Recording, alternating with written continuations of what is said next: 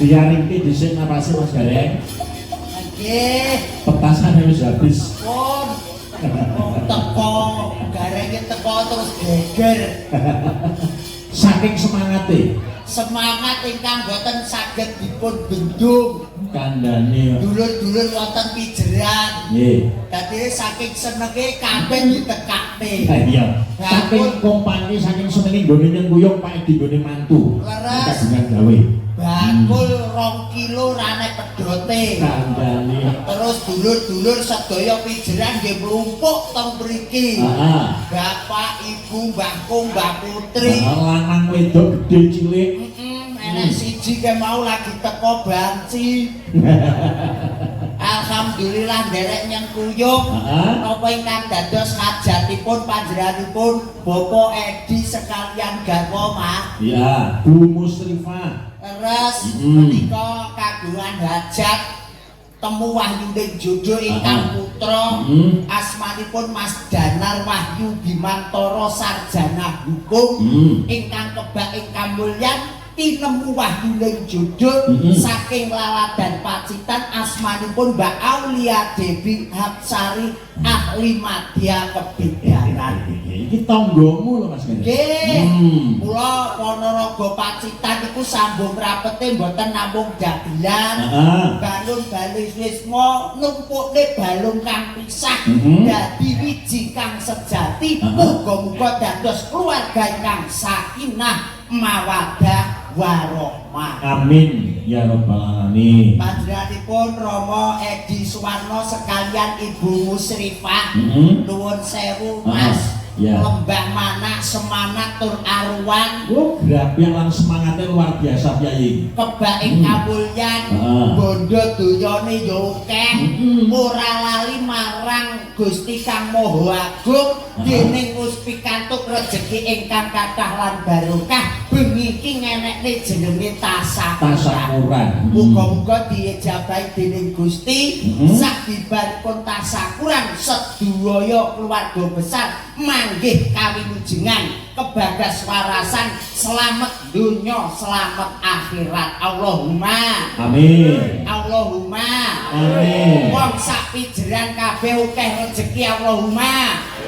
Wong sak pijeran kabeh panjang yuswa Allahumma. Amin. Penak nek golek sandang pangan Allahumma. Amin. Alhamdulillah. Romansa aku ki ora gun ning gunung Mas. Pak masane. Nggih, masane kula ki mboten namung tenggene kula gunung. Heeh. Pijeran ki dalane kok ya kaya obat nyamuk. Lah kula ki ajeng tenggene obat nyamuk piye? Lah wong ki mriko wau kula ki parkir teng mriko. Heeh. Belok kanan, belok kiri, belok kanan, lagi teko. Lah dugi mriki malah dicemplungne teng mriku. Wah, nggih alhamdulillah. Panjenengan dalan tembus ngene. Nggih, kula dalan tembus dalane penguripan, dalane rejeki wonten ing Laladan Pijeran menika maneka warna. Wonten ingkang dados pegawe, wonten ingkang dados pengusaha. Ora beda Pak Edi iki pengusaha luar biasa. Sukses. Wonten pundi Pak juragan daging? Wah, juragan daging ya. Pak Edi lah, ya Allah. Nggih, rayak kula nggih teko dok, teko saiki. Nyapa? Blas urung enek daging. Pon ping 3 Mas. Lah tekamu kaset kok. Wong nggih alhamdulillah najan kaset kados kula nuwun sewu Mas murid nggih. Najan kaset palibasane wong keri ora dilalekne, wong dhisik ora dijuwur-juwurne. Mula niku dadi pedomane Mas Edi. Ora beda-bedane dulurku tanggaku ndi sing sugih, ndi sing mlarat. Betul. Mula Pak Edi niki nyempuyung bengi niki alhamdulillah dayoe banyu mili. Tamune banyu mili. Banyu mili Mas. Ya Allah, cancut kaliwondo. Kadang-kadang sinuman ki tenan. Sing teko guduk teh. Terus dalang teko dahar. Pasugatan banyu mili. Nggih. Wah, aku teko ya gareng teko paling ora ya kopi. Terus teh. Rokok, jajanan ki sak meja. Ning luput Mas. Lha apa? Durung tak pangan wis dindul neh. Oh, kula gawa bang lho Mas. Gopang piye? Wah, gowo banget bojoku melok dadine dundur nang mburi kono ya dicegah. Karo gowo kresek ya kena tak ingokne wong sesuk. Ning nggih alhamdulillah Mas. Pijeran iki desa sing kang luar biasa. Luar biasa. Wondene pawiwahan boten namung wayang kulit kados dalu menika, awit wau dalu niku wonten niku campur sari. Ana dalem kene. Nggih, mula kedahi kamulyan kabeh iki diwenehi seneng. Sing nom mambengi wis seneng. Sing sepuh sauntara wis seneng. Bengi iki masyarakat kabeh dilumpukne rene ben mirsani wayang kulit. Alhamdulillah. Ben ngerti tata carane jenenge wong gelar wayang kulit, Mas. Wayang kulit kan genep. Enek Arjuna, enek Baladewa, enek Dursasana, enek Buta, Sengkuni nggih wonten, Bu. Lek tempat ya pirulang-pirulang luhur. lho kok saged to, Mas? Heeh, ya gumantung sing mirsani kabeh lah. Arep Ngeten nyonto sing kaya sapa? Apa nyonto Puntadewa, apa nyonto Werkudara, apa nyonto kaya tingkae Sengkuni? lah aku pengen dadi Sengkuni. Kok iso? Ora modal wis payu. Iku wis wong guyai wong lolo Mas. Mula paribasane gelar pelir wayangan niku paribasane wong urip ning alam donya niku pun ketara nyata. Mula rasa nyanyi-nyanyi rasa gemedhe paribasane kula dalam panjenengan niku palilaing Gusti dititahke urip ning alam donya. Ora kena iri kelawan dengki. Contohnya Pak Edi sing dalem iki nganggo contoh. Ya ini ya semangat sabun lan betak-betake. Mboten kaya wong wedok-wedok kene nuwun sewu Mas. Ora beten kali riyen. Biyen ki wong wedok kene gelem rasan-rasan. Nuwun sewu, gelem semun-semunan, gelem don paidon, gelem tegese ngrumpul-ngrumpi. Lah sakniki pun boten lho, Mas. Alhamdulillah to. Nggih, ning beda. Bedane Pasang status. Gawe status, Mas. Gawe status. nang kamar mandi. Terus kan ngetik ngono alah Mas Edi opo. Alah Mas Edi ya lah. Ning nggih koten niku paribasane nggih kula dalam panjenengan niku kok napa niku tahun niku kan napa niku ketingkatan IT kita harus ranking tinggi. Ya. Mas Gereng. Wonten dawuh. Mbak Elisa coba. Wah, Dulurku itu sing saka Yogyakarta. Ije. Ya, pakai mataraman yo. Dangu mboten pinake jan. Bocah ayune ora kenik-kenik.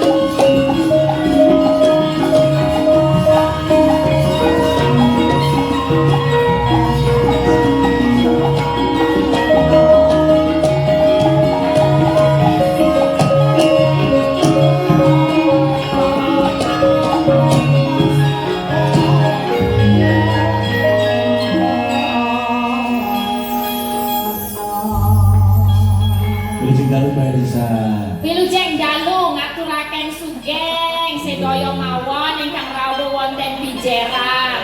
Pijeran Sinan Ponorogo.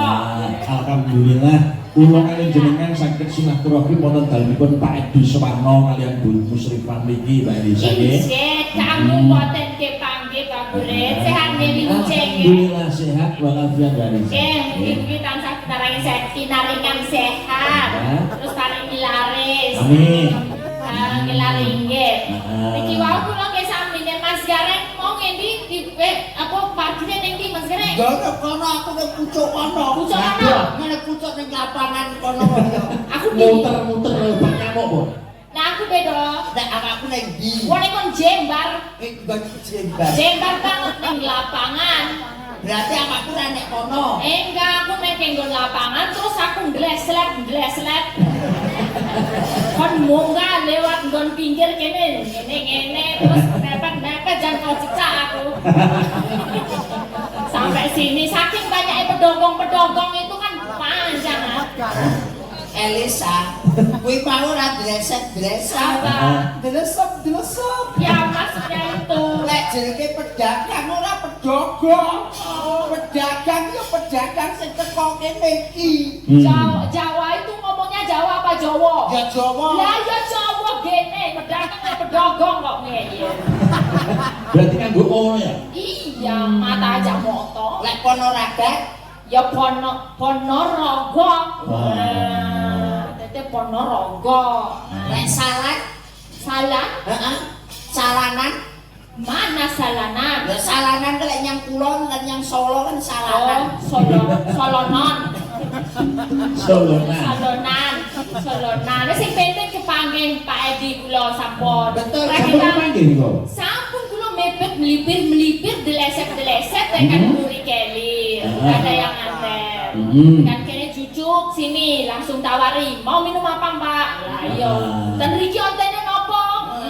Jas jus ayo. Dan wonten teh yo peta onten, kopi onten, teh wonten.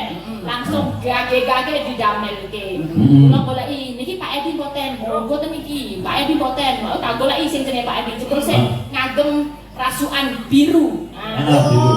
Sing gamel niku to. Nggih. Edi kok Pak Edi, caren carene bakul daging kudune metu iki daging bor rawone bul. Kamu sih, kan nanti mangan rawone enak to. Garek tekane ngasep Lah lho. kasep, Kasep dagingnya kabeh metu kok maksudnya. daging. Ora apa-apa. Aku kok juga ning papawan go mulai dhewe. Mentane Bisa gomule. go tambah ya. Nggih, derek Kang Ayu Bagyo. Anggenipun menika ngunduh mantu nggih. Mundo mantu. Nggih, bolo krumunipun sampun bulan 11. Polok kromo lek polo ki meletos. Apa sih? Polok kromo lek polo iki dhuwur. Apa bilangnya? Polokromo.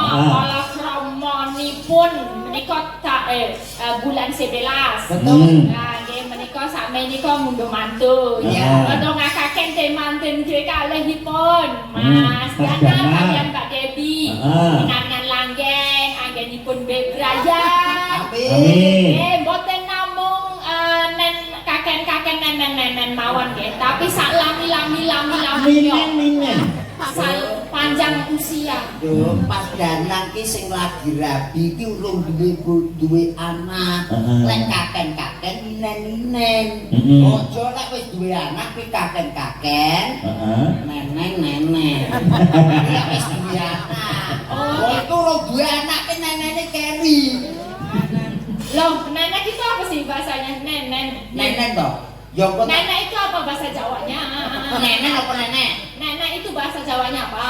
Mas Kulit. Apa? Aku arep pengen ngerti basa Jawane nenen ki apa, Mas? Nenek, kalau kakek kan kakek. Nenek yo nenen gitu bukan? Minen. Ninen. Oh, beda lah. Yo lek nenen ki yo nyese. Ya, pokoknya sak lami-laminya setia setunggal sampai selama-lamanya. Setia tuhu. Setia tuhu. Nggih, lan mugi-mugi pinaringan bab putra. Kan soleh-solehan. Amin. Pinaringan rezeki ingkang lumintu katur Pak Edi sak keluarga. Lan sedaya ingkang rawuh wonten piceran menika. Matur nuwun. Mbak Elisa, tak kenal maka tak sayang. Betul. Mula dikenal dhisik dulur pijeran pengen pirsa karo awakmu. Olah. Jenengmu sapa, aslimu saka ngendi? Oh ya salah ya kudune mau ngarep dhewe iki. Bisa kok. Derek tepon dulu ya. Ya, derek tepang, tepung. Derek tepang. Ya ora apa-apa. Tepungan, tepang. Apa tak tepang kok ya. Nah, perkenalan derek tepang kula Elisa Orchan Alasung. C.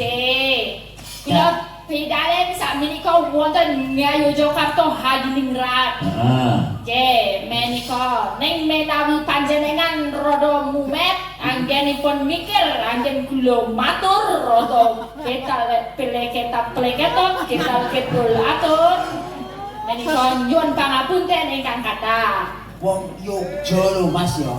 Wong Yogya kok logate ku lho sak benermu ki omahku ngendi? Wong asline kan udah Jogja. Lah omahku ning Jogja bener. Terus Tapi bapakku kelahiran. bapakku seko Toli-Toli. bapak saka Seko Toli-Toli.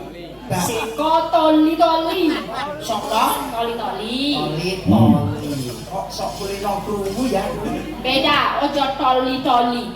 Toli-Toli. Toli. Ya, bahasa Jawa ada T sendiri, ada T sendiri. Kuwi bapakku ibu sing saka toli-toli. Bapak. Lah ibu, Ibu seko lambelu.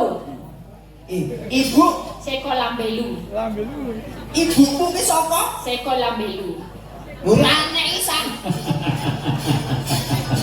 Ora nek ki. Bu. Ibu, Wis jeneng daerah. ibuku ki sapa ngendi? Lambelu. Lah ora nek ki lambeku ora nek mbokku kuwi.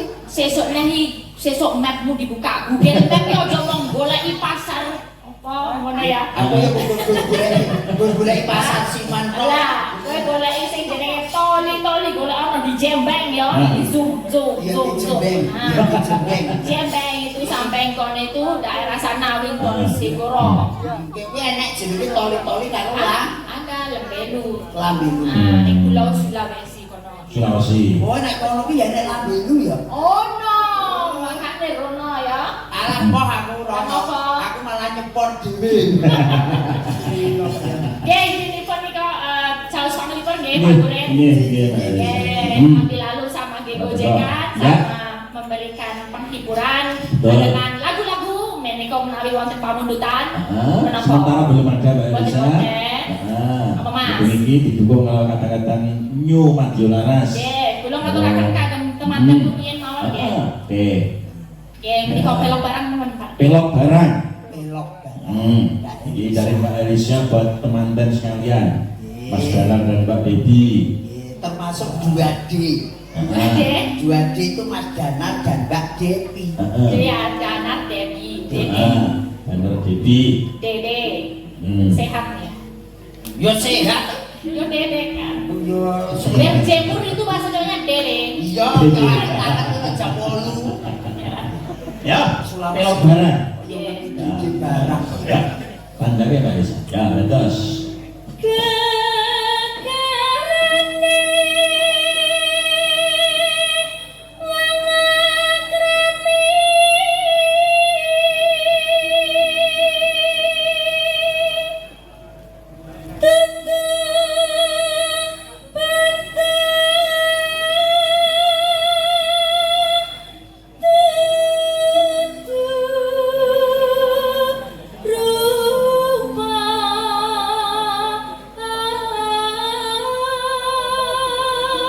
Mas Gareng, Wonten jauh. malam ini juga didukung sound system luar biasa. Eje ngomong Mas. BK Audio. DK Audio. Ya.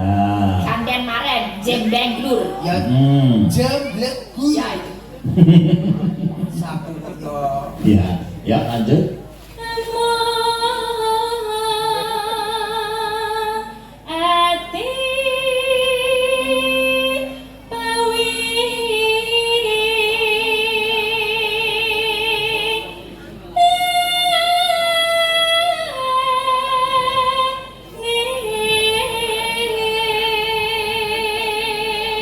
Ya, yang di Dubai ke menyimak Mas Gareng Mbak Elisa. Makasih Siap, dari siap. Dubai.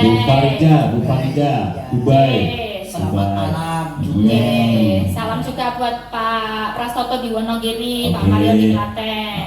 Dulur-dulur ono jabaning rangka Mas Gareng sing mirsani lewat kanal YouTube. Oke, nah lanjut. Luput pisan kena pisan yen gampang luwih gampang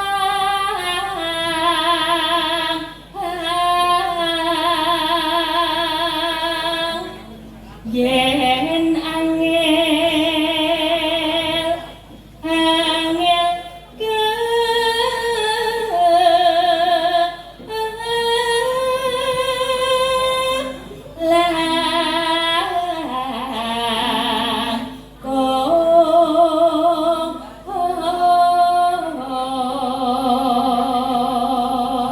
Terus tan kena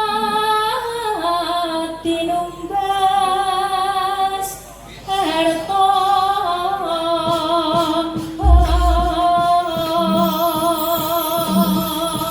ya satu buah laga dari Pak Elisa buat Mas Manten dan Mbak Manten. Oke. Terus campur sari Gema Mustika. Penontonnya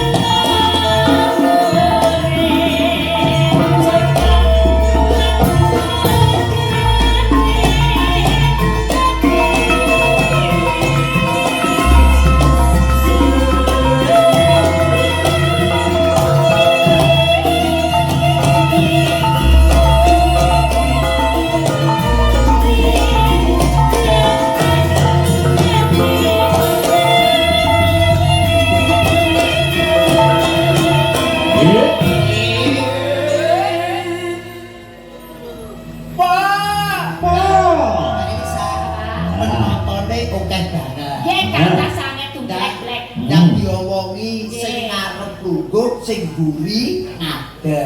Oke, nyun pamunten ingkang ajengan nyun lengkang nggih sing ingkang bingking jumene. Duh. Omong ana cara kasare omong sing ngarep lungguh sing buri ngadeg. Oke, ingkang ajengan lengkang. Ingkang bingking jumene.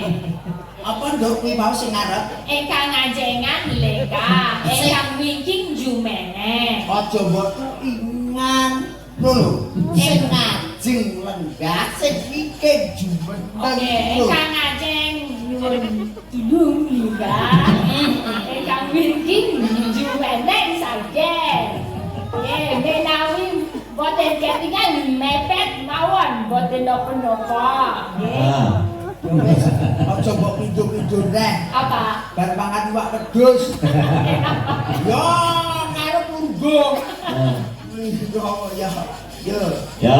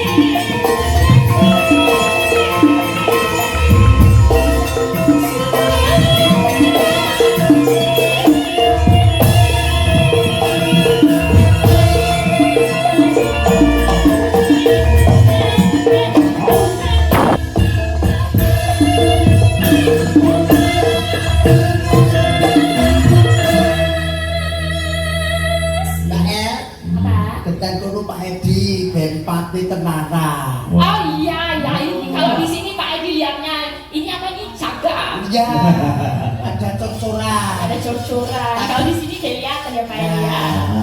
Ono, Ya. Ya, lanjut.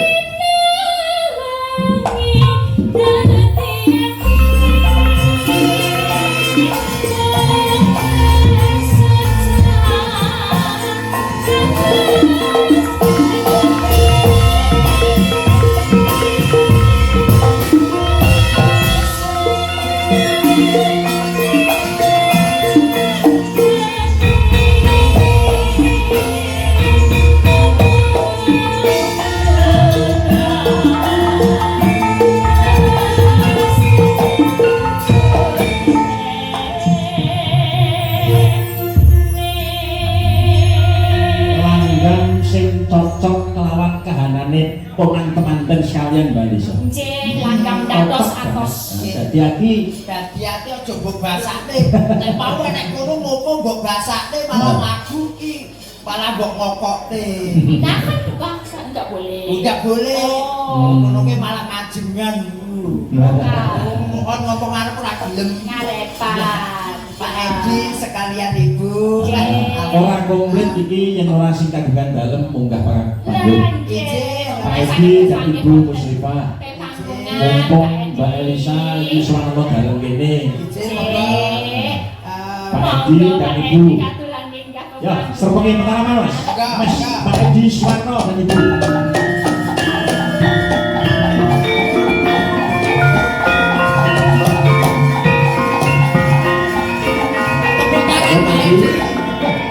Semangatnya luar biasa nih Mas Edi Suwarno.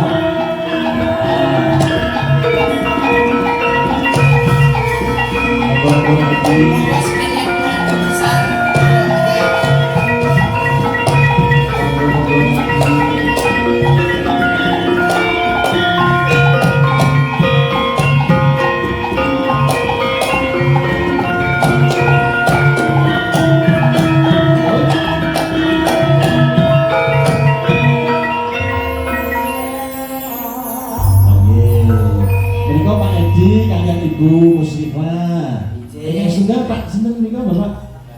Pak. Oh, Pak Mulyani. Oh, nggih, nggih. Sampun sing mangke. Nggih, dan sekalian Ibu. Nggih. Ingkang putra Bapak sekalian. Oh, nggih ingkang putra. Mantennya Mas Danang. Ya, Mas Mbak Danang. Devi. Kali Mbak Aulia. Monggo. Devi nggih. Monggo.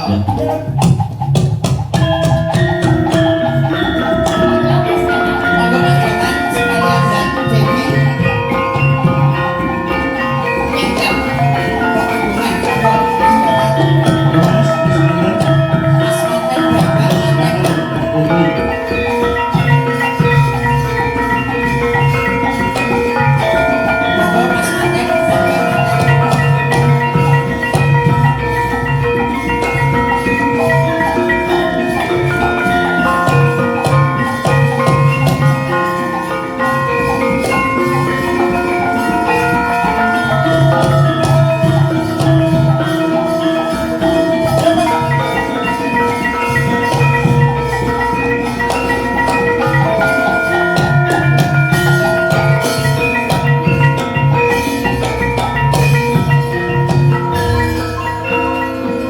Ya nanti menyusul nanti. Ya, nanti.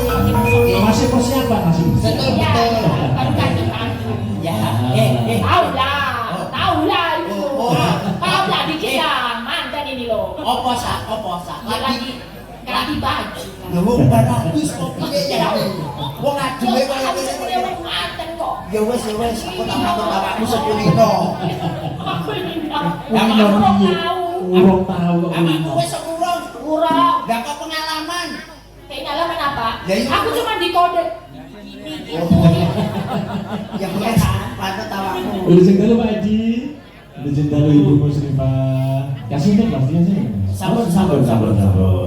Gigi. Niki Mbak Lisa, Pak Edi. Pak Edi matur sembah nuwun sampun gelar menika inggih wajucan dalu menika mbok menawi wonten pamantikan Pak Edi untuk yang tamu-tamu yang hadir, tamu agung menapa sederek-sederek ingkang dereng dipun sebutaken. ngungkapke rasane mau rasane dengan lagi. Jenengan nek andikan kali Mbak Elisa mboten Pak Edi. Lagi, nggih.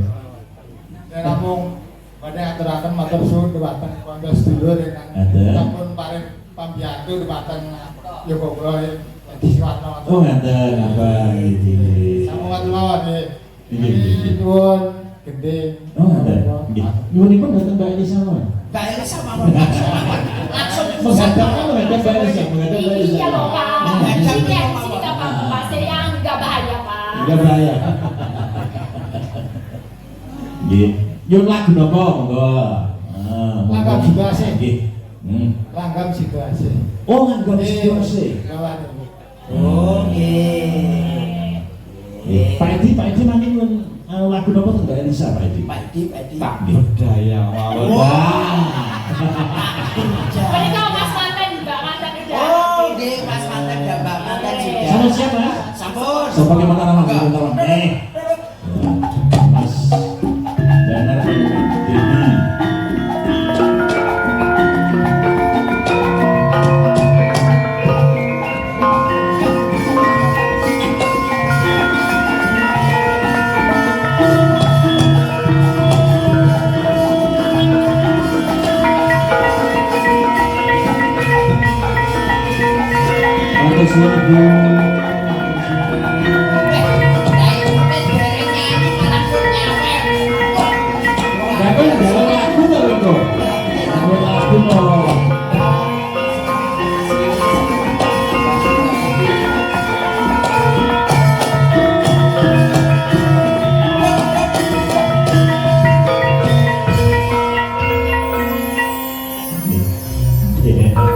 Luar biasa semangatnya Ibu Singgale.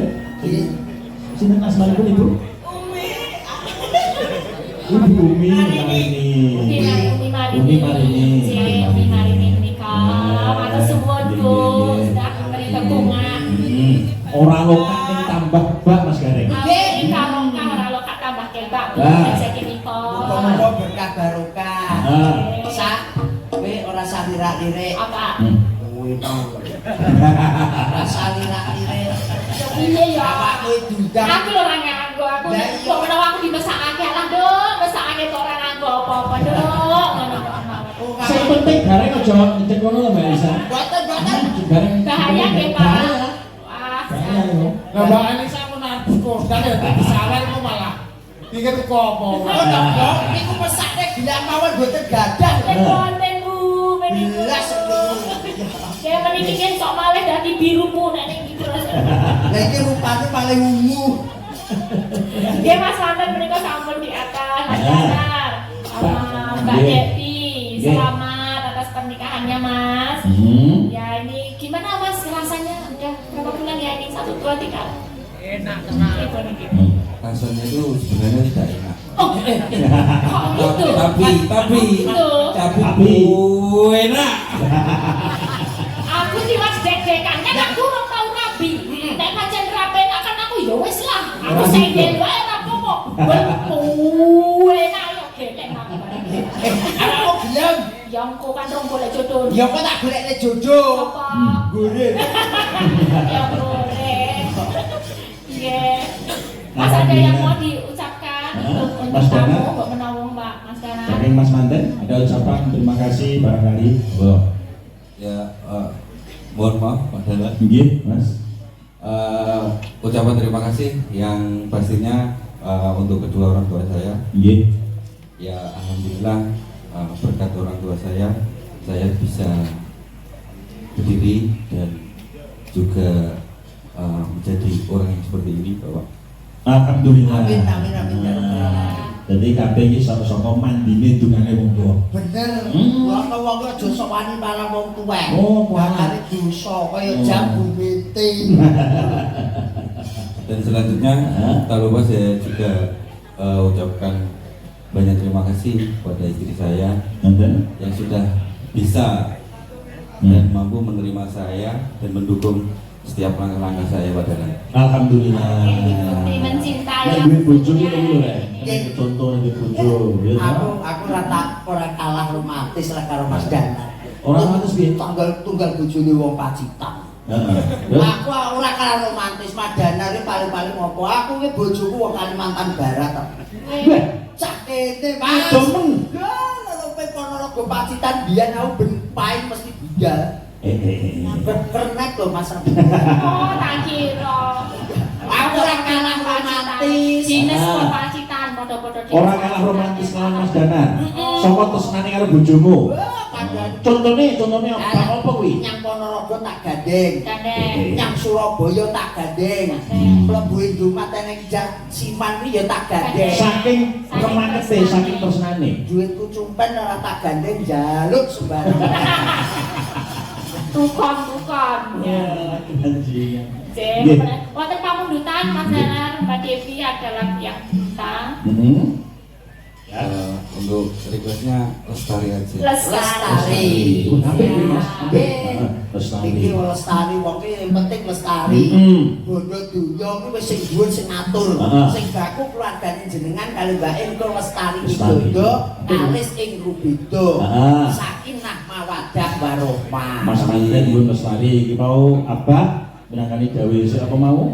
Situasi. Langgawe dhisik situasi. Betul. Ya. Monggo Mbak Elisa. Sampun nonton mawon magelang nggih. Oke, ajen mandap. Oke. Pun badhe mandap. Pun ngadep mawon. Oh, boten bawa dadi ati ki wau to. Boten. Oh, situasi. Siap, boten dados menapa. Boten dados napa. Apa nggih alhamdulillah, alhamdulillah. Nggih, sembahun Ibu, Bapak, nggih. Terima kasih. Ya mun sami. Ibu Muslimah, Mas Danar. Cinta kota. Alhamdulillah. Nggih, Pak Edi. Bos daging. Nggih, bos daging alhamdulillah. Jak kena ngiris tenan iki. Nggih. Makasih Pak Edi. Anjir-anjir ya, Mas Edi? Nggih, tenan Pak Edi. Sembodo saestu. Oh, piye to? Munggah blek langsung bel. Pak Edi kok. Pak Edi. Kula dereng, Pak. Ya aku pikir Ayo urut ke sindene, aku kan pojok makasih Pak. Ya kalau kata tambah kebah berkah barokah. Wah, sindene anggur mesti. Cakeli. mesti omongi Berkah langsung. barokah. Langsung omongi dicuci oli. Enggak benteng men. Kadang muga-muga dengan barokah. Muga-muga wis pinangan seger waras. Ya pancen kata-kata itu dolane yo mandi kok. Upadi apa ini lewat di sawah kadang li jetu. Ya, dipinangane Jawa ya, Pak. Nah, situasi Elisa. Yang tunggu ya maksudnya. Situasi itu. Ya. Oh ya situasi iki bawane ya. Heeh, kami setia tubuh. Oke. Ya, setia tubuh. Ya. Panjangke. Aku kan setia satuku.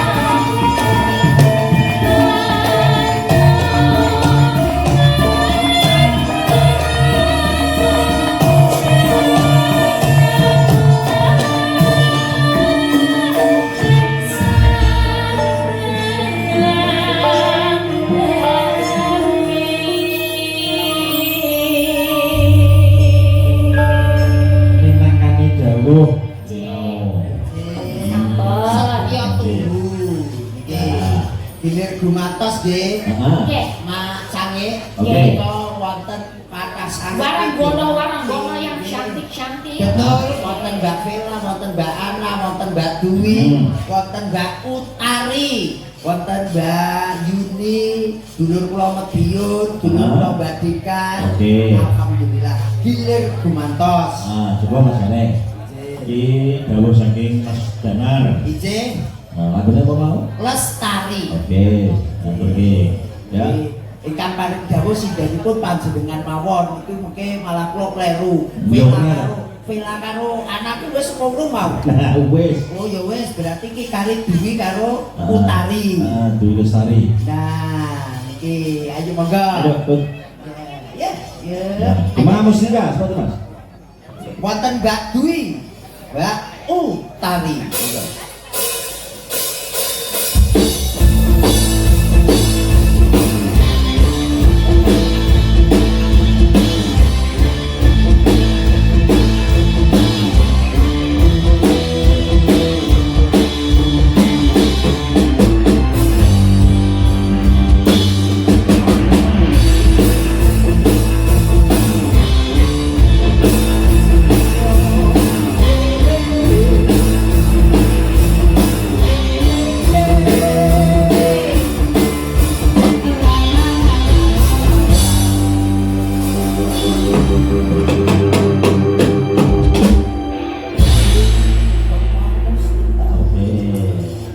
Dwi Lestari sama Dok Utari. Mbak Utari Gondo Pairan. Nah, Iki nuhuni pamundutan, Nduk. Menika pinanganten sekalian kersakaken menika lagunipun Lestari. Lestari menika nggih ugi kagem dedonga nggih, Mas. Nggih. Mugi lestari sak lami-lami. Amin. Amin amin ya rabbal alamin. Nggih. Monggo dipinangkani Gema Mustika. oke, ya musik.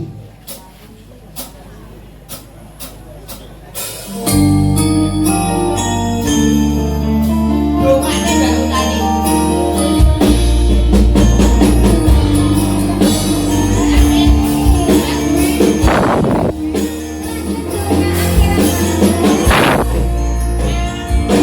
Dodo kamis ing Rubido. Weh, ini suasana ya ampun banget Mas. Oke, tolong lagonke kabeh iki nemu rasa sing becik. Heeh. Kula niki wau pun wonten pikiranipun pinanganten sekalian jalurku lagune kudu lestari. Monggo lestari widodo rezekiku akeh. Nah, terus yuswaku ya budak dawa, alhamdulillah ora ngantek enek rubido. Mas Gareng. Yo. Iki disapa dhisik dulur-dulur sing ana jabane rangka sing bersane ana dalem. Ije. Iki sing saka Kediri uga nyimak. Alhamdulillah Kediri halo-halo Kediri. Ya. Wonten Jawa Tengah halo-halo. Wonten Sama Klaten Jakarta ya ono. halo-halo. Ya. Kadang-kadang Sinoman Semonoto Gabel. Halo. Ya. Kowe pinaringan seger waras dayanipun. Dalu menika mirsani Ki Guritno Purbacarita. Oke, iki dulur-dulur sing saka Balok, Sedarat. Ije. Iki nyuwun langgan Idam Sari. Idam Sari. Pak Edi sekeluarga. Ije monggo dawuh, dawuh. Iki sing saka dulur-dulur Dolopo, Mas. Ije, Hmm. napa nggih wonten kelingan nggih? Ah. Alhamdulillah. Nah, iki sakonto ya mirsani ana pendopo. Nggih, amin mugi-mugi Gusti ngijabahi sedaya pinaringan Sudin seger Sakonto. waras. Ini sing saka Sambit juga ada, hadir. Akeh banget, Mas. Nggih, alhamdulillah. Mas Suwandi Nandu juga ada, sakonco. Go nyimak. Pak Suwandi Grandu. Tasih meleh? Saking Pak Rohadi, desa wisata Juruk. Juruk Suko. Oke. Oke, Wilujeng Dalu Suko. Nggih. Dan Wonten meleh? Tasih telas kurang sampun. Mas, Oh nggih, alhamdulillah dipinangkani pamundutan lelagon setunggal mboko setunggal. Oke. Iki Langgam Idam Sari. Nyidam Sari. Hmm. Nggih, iki Sing ngaturke Mbak Ibu sing saka Madiun. Karo dulurku sing saka Badikan Mbak Sri Wahyuni. Sri Wahyuni. Ya. Nggih. Langgam Idam Sari. Langgapipun Nyidam Sari. Hmm. Nggih. Ya. Monggo. Di bawah dhisik Mas Gareng. Niku. Heeh. Oh nggih. Sampean kok bawa to? Oh lah, kula lek bawa malah rusak nggih. Nggih, aku dulur Media mawon gentenan. Oh nggih. Sing bawa swara kakung, kataku sing saka Purwantara. Wah, nggih, ngeresan niki. Ya, sasan bawa. Ya. Ya, Mas. Iki disungsungake kagem para pini sepuh cocok Mas Gareng. Ije. Priyayine yo ganteng. Nah. Ya pinter, suarane yo gandem. Purwantara. Monggo, Mas. Bawanya Mas, ya. Duh wong ayu pepujane ngati Swara niku sing angel nggih ngeten iki Mas Kami. Angel piye? Oke, gawe niku angel. Ning lek dodolane Pak Edi gampang. Kok nganggo mlebu presto mesti enak. Heeh. Daging Daging kok piye? Ya, heeh. kaya ngene wong nandang asmara Gayeng masalah Pak Enanda yo mirsani. Alhamdulillah Pak Enanda sehat selalu. Ya, lanjut. apa mengawakku dhewe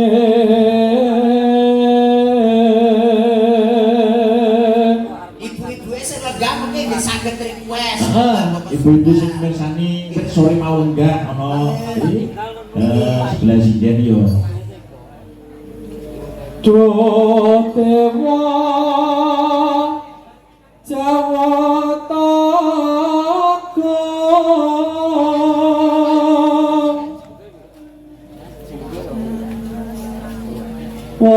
welasono ring wa mambi Mas Gareng, aja lali engko minangkani gawe saking Pak Edi. Ije. Oh yo lambung to? Lali aku. Tak gendak. Berdaya.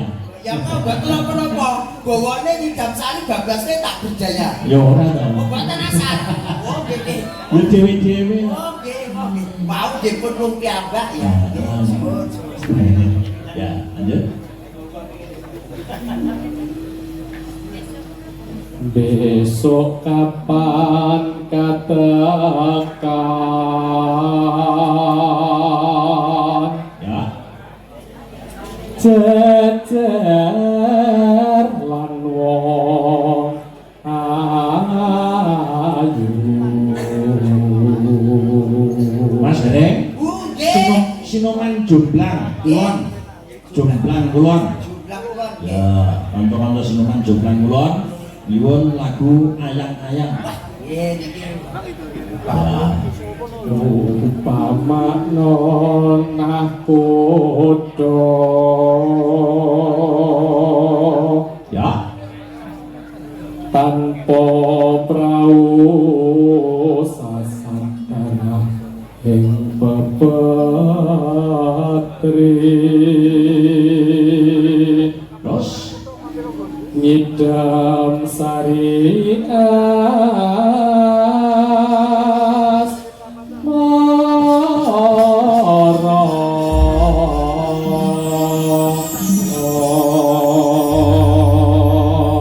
Sembahku dulur lanang nggih. Mas Iksan sebagai saka Kesmantoro. Betul nggih. Nah, oh bareng Mas Iksan Mas Ali. Hari boten Mas Putut. Nah, ya. Berarti tapi sungsungake dulurku sepuh sing ana kene Mas Edi Ambon sekeluarga. Mas Edi Ambon. Heeh. Oh, alhamdulillah muga-muga pinangan seger waras. Mas Edi Ambon. Monggo Mbak Yu. Ya, Mas Purwaningsih sama Mbak Sri Wahyuni ya. Kembali Mustika terpacu dalam melodi musik.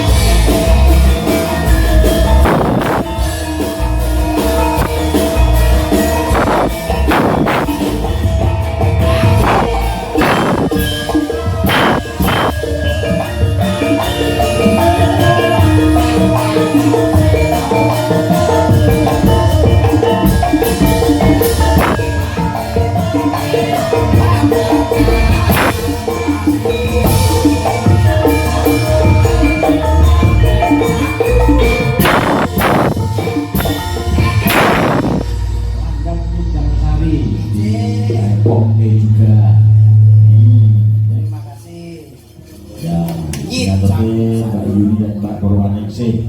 Minangani dawuh ki mau saya dari dulu-dulu sing saka balong sedherek sak kanca. Nggih. Mas Keneng. Nangani sampun. Wah, tenan niki mau sarambat pun campur sari. Wah. Nggih, dangdute urung.